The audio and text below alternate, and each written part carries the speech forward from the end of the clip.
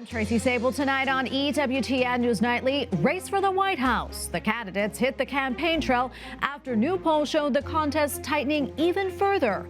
War in the Middle East. Reports say several people are dead following an Israeli airstrike in Lebanon.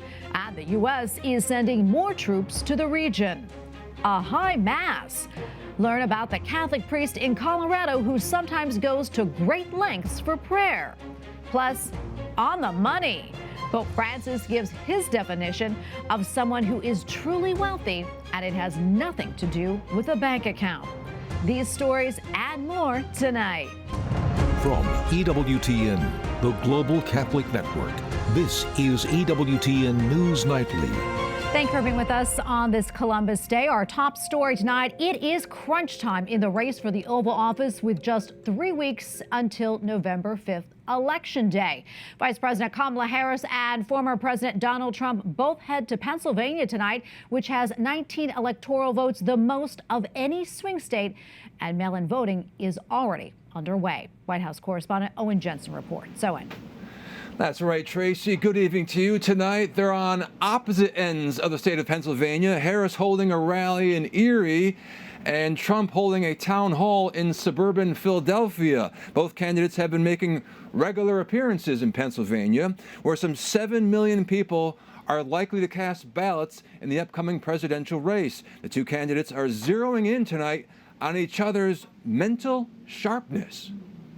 While Vice President Kamala Harris and former President Donald Trump rip each other on the campaign trail over policies and leadership, the jabs are now focused on each other's mental fitness. Harris telling reporters at Joint Base Andrews this past weekend, I invite the public to watch his rallies and be the decision maker on his acuity. And at a campaign event in North Carolina, Harris claiming Trump is not being transparent. And so check this out. He refuses to release his medical records. I've done it. But Trump posting this on his Truth Social. I believe it is very important that Kamala Harris pass a test on cognitive stamina and agility. Her actions have led many to believe that there could be something very wrong with her. Going on to say, also, she is slow and lethargic in answering even the easiest of questions. We just went through almost 4 years of that. We shouldn't have to do it again. Over the weekend, he also told a crowd in California, we're not going to let Kamala Harris do to America what she did to California. We're not going to let it happen. Harris's advisors hope the release of her medical report describing her to be in excellent health and that she has the physical and mental resiliency to serve as president draws a contrast with the 78-year-old Trump. But a Trump spokesperson said Trump has voluntarily released updates from his personal physician and that all have concluded that he is in excellent health. Meanwhile, former President Bill Clinton in Columbus, Georgia today at a Harris Walz campaign office, telling voters the election could all come down to Georgia. There are 7 states where the election is too close to call. We could win them all. And we could lose them all. Also, Vice President Kamala Harris will soon be interviewed by Fox News. Now, she's been criticized for not doing tough interviews. It will take place this coming Wednesday, and anchor Bret Baier will conduct it. Trump will also be on Fox that day in the form of a town hall. At the White House, Owen Jensen, EWTN News Nightly. Well, the election is drawing closer. Both parties are focused on the economy and immigration. For younger voters, another issue remains important: abortion. Recent surveys show abortion tops the list for women age 30 and under. Democrats say it is clear where the Republicans stand, and the stakes could not be higher. Defending freedom, including a woman's freedom to make her own reproductive health care decisions, and contrast that vision with the extreme MAGA Republican plan to criminalize abortion care, impose a nationwide ban, limit access to IVF and contraception. Other Democrats agree, saying the threat to women is grave. For the Republicans who are trying to dance around this, they're the ones who opened this box. They're the ones who got women in this position. They're the ones who put our healthcare professionals in this position, and they better own it. Abortion and the freedom to make your own decisions will be on the ballot. Some Republicans accuse Democrats of trying to divert the public's attention from other issues. They're trying to pivot on that because the number one issue for people right now is inflation and immigration. Roe v. Wade has been overturned. That's a states' rights issue. The fact that they're even trying to dupe voters into thinking otherwise is a complete farce. And some pro-life lawmakers argue that the nation must reach a consensus before moving ahead with any legislation limiting abortion. Everybody's trying to be able to articulate now the value of children and trying to figure out where is the nation on this. So every state is having this dialogue, trying to say where are we as a state on this issue. We as a nation are going to have this dialogue, but it's going to be a very long time to be able to determine where we are as a nation. This comes as House Speaker Mike Johnson says he is not making commitments to push pro-life bills in the next Congress should he remain GOP leader. I believe that that's an important issue, but I've got to build a cultural life. I have to build a cultural consensus. We're nowhere near that in this country. We know that. So there's a lot of work to do. Donald Trump said this is a state's issue. He's going to be the commander-in-chief. That's the end of the story. The U.S. Catholic bishops continue to highlight pro-life laws as a preeminent priority in their voters' guides. The bishops also list euthanasia, gun violence, terrorism, the death penalty, and human trafficking as other grave threats to life and dignity of the human person. Democrat Governor Gretchen Whitmer of Michigan has apologized after posting a video which some feel mocked the Eucharist. The video led to a response from the Catholic community in Michigan. In a statement, the president of the Michigan Catholic Conference wrote, "It is not just distasteful or strange. It is an all too familiar example of an elected official mocking religious persons and their practices." In a follow-up statement, the governor wrote, "What was supposed to be a video about the importance of the CHIPS Act to Michigan jobs has been construed as something it was never intended to be, and I apologize for that." Well, in the South, the damage is still being tallied from the back-to-back hurricanes that devastated the region. The loss of life from Hurricane Helene now stands at 230, many in North Carolina, while the death toll from Hurricane Milton is at 17. And amid the loss of life is also the cost to rebuild. Florida officials say debris removal could take up to 1 year, including around-the-clock removals for 90 days. Moody's Analytics estimates the economic impact of the storms will likely range from $50 billion to $85 billion. All right, for more on the financial impact of Hurricanes Helene and Milton, we're going to bring in Mark Friedlander, Director of Corporate Communications for the Insurance Information Institute. Mark, thanks for being on. We appreciate it. I know it's probably hard to tell right now, but do you have any initial estimates on the total number of damages because of the hurricanes? We don't at this point, but what I could tell you is Hurricane Milton will be the largest natural catastrophe loss for the U.S. property casualty industry this year. We don't expect it to reach the level of Hurricane Ian back in 2022, which was an estimated $50 to $60 billion loss, but most likely it will be in double-digit billions. But we just don't have enough data at this point, and we haven't seen catastrophe modelers put out their data yet. Yeah, I know it's hard to forecast, still cleanup going on. Where does that leave insurers, though? And tell us how this ultimately impacts homeowners. The important takeaway here is insurers act as financial first responders when catastrophes strike, and they are in a position to help their policyholders recover from major loss events like Hurricanes Helene and Milton. The insurance industry is very well capitalized, and I know there's been some concerns about the Florida insurance industry because it's been recovering from a risk crisis that was actually a man-made crisis due to legal system abuse and claim fraud. The Florida property insurance market is in its best financial position in many years and is well capitalized to cover all the losses that may come its way from the back-to-back hurricanes, which were Helene and Milton. Mark, you know, a lot of people, as you probably know, throughout the years recently have moved down to Florida, probably not used to things like this happening, hurricanes. This may have been maybe their first two. What's the first thing that they should do when it comes to damages to their home? Maybe they don't know. First step is to contact your insurance company, begin the claim process. Of course, if your home has been devastated, it's not safe to return your home, you may not be able to begin that right away. But if you could at least report the claim and get the claim file open, that's a great first step.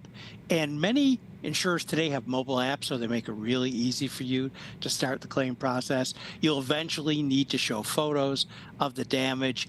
If you have a home inventory, that makes it so much smoother in terms of the claim process, because you'll be able to show the condition of your property and your possessions prior to the storm, and then what happened from the storm.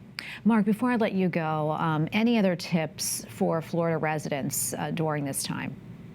The biggest takeaway we've seen from both Hurricane Helene and Milton is too many homeowners not having flood insurance. It's so important to have flood insurance to be fully financially protected from catastrophes like hurricanes. And especially in a state like Florida, where flooding is so prone, not just during hurricanes, but year-round. If you don't have flood insurance, we strongly recommend you consider it going forward, because we're going to see more storms. It might not be this season, but Florida has storms all year round, and that's true in other states as well. We saw the catastrophe in the southern Appalachians from Hurricane Helene, homes literally being swept away by floodwaters. Everybody in the U.S. really needs to consider flood insurance, not just if you live in a coastal community. Wonderful. Mark, thank you so much for coming on and for all this great information. We appreciate it. Thanks so much for having me. Take care. All right, now to the Middle East, where several people are dead after an Israeli airstrike hit an apartment building in northern Lebanon. The Israeli military did not comment on the intended target, adding the strike hit a village that is part of the country's Christian heartland. The strike comes one day after a Hezbollah drone attack on an army base in northern Israel killed 4 Israeli soldiers. As tensions flare in the region, the United States is sending a missile defense system to Israel.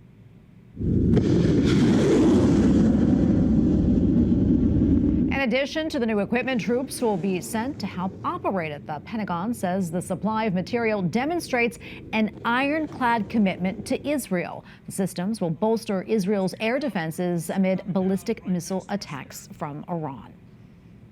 روندی به عنوان روند مسقط خب شناخته شده هست، معروف هست که Amid the heightening conflict, Iran says that it has stopped direct and indirect talks with the United States. The U.S. State Department did not immediately respond. It comes as the Middle East awaits possible retaliation from Israel following an Iranian missile strike earlier in the month. And we have a lot more still to come here on EWTN News Nightly, including devastating fire, a major catastrophe for the faithful in one South American country, plus a closer look at the effort to legalize assisted suicide in the United Kingdom.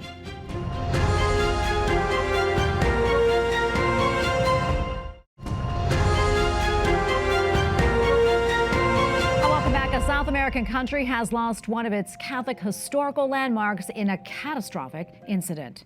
Take a look at this shocking video of the St. Francis Church in Chile as it is consumed by flames. It is one of the oldest churches in the country, dating back to the 17th century.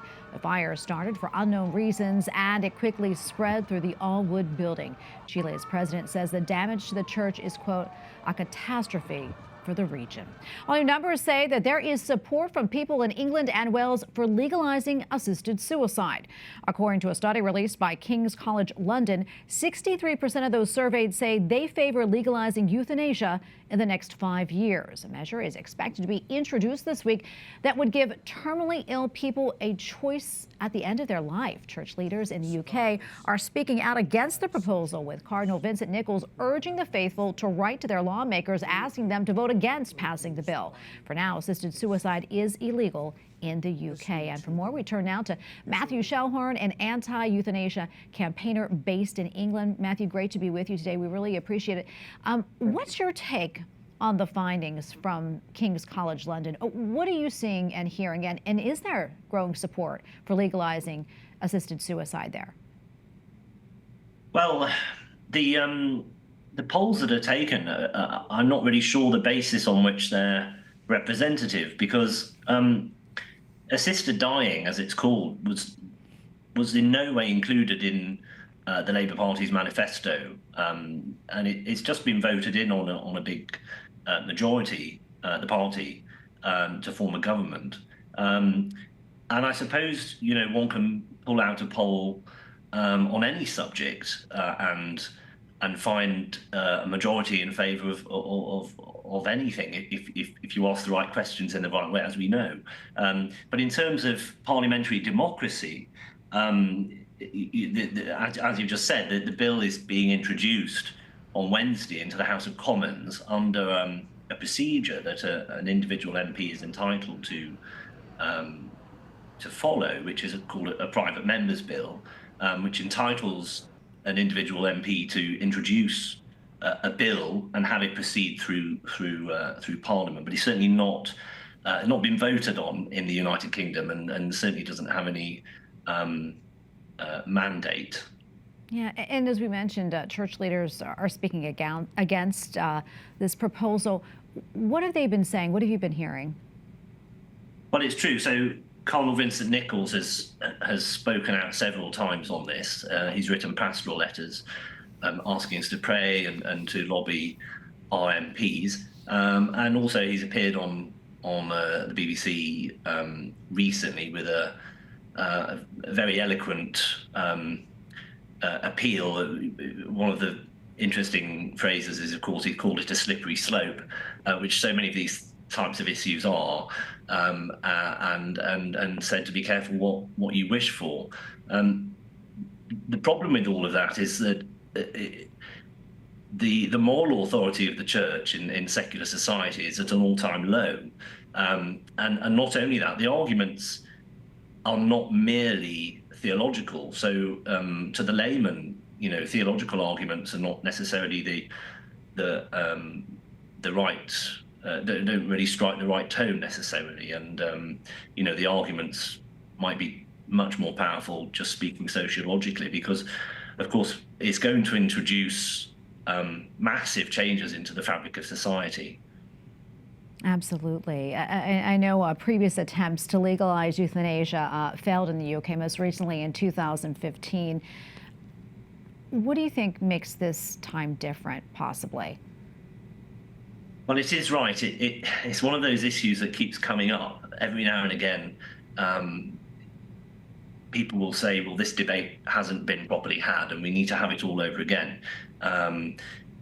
I think the difference this time, from a parliamentary point of view, is it is being introduced in the House of Commons, whereas before it's been introduced in the Lords. And the Labour Party has a massive majority. And in fact, the Prime Minister himself has said that he has made a personal promise to a well-known television presenter who has a stake in this, because she's, I'm talking about Esther Rantzen here, she's very pro the assisted dying argument. So it would seem to have a big endorsement from the party in power. Of course, in previous years, under the Conservative Party, this hasn't gone anywhere, as I've said, but it just keeps coming back now. Yeah, almost out of time here, but I want to ask you this question. I know that you're an accomplished concert pianist. What made you jump into this debate on assisted suicide? Why is this important to you? Well, it was almost accidental, really. 10 years ago, I was nursing my mother at the end of her life, and that had such a profound effect on me. My views about life and death, I don't think will ever really be the same as they were before. And I wrote an article. At that point, Lord Faulkner introduced a bill into the House of Lords, just the coincidence of having nursed my mother at the end of her life, and then that one of the several bills that have tried to go through the Parliament happened at the same time. So I wrote an article just sharing my view on how that would have really destroyed the special experiences that we had at the time, and possibly destroyed the relationship of trust with the healthcare system, and also increased everyone's vulnerability, which of course is a very strong argument against assisted dying, that the fact that it puts or would put unbearable pressure on the dying and on the disabled, particularly, as they try to gain some meaning from life. Well, Matthew, thank you so much for coming on the show. We appreciate it, and for your voice. God bless you. Thank you. Up next on EWTN News Nightly, a tall order. We introduce you to a priest in Colorado who goes the extra mile for Mass.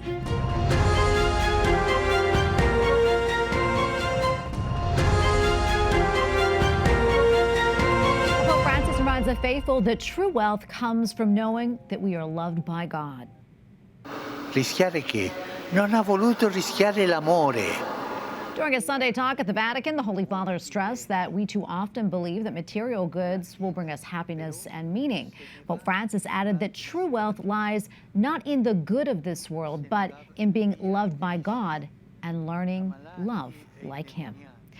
Coming to video on demand tomorrow, a new movie that features the virtue of friendship and how it can strengthen your faith. John, you can't blame yourself for what happened. Some things are just out of our control. Yeah, some things are.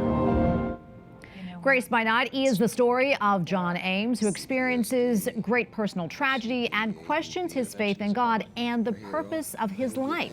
He decides to volunteer as a crisis hotline responder and then soon realizes the callers are actually helping him.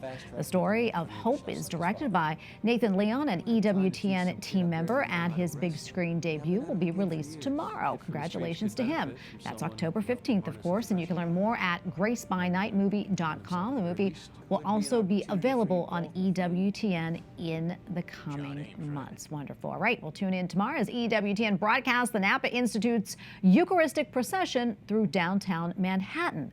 The procession is part of the Napa Institute's 2024 Faith and Business Conference. Tomorrow's event will include Mass at St. Patrick's Cathedral, followed by a Eucharistic procession.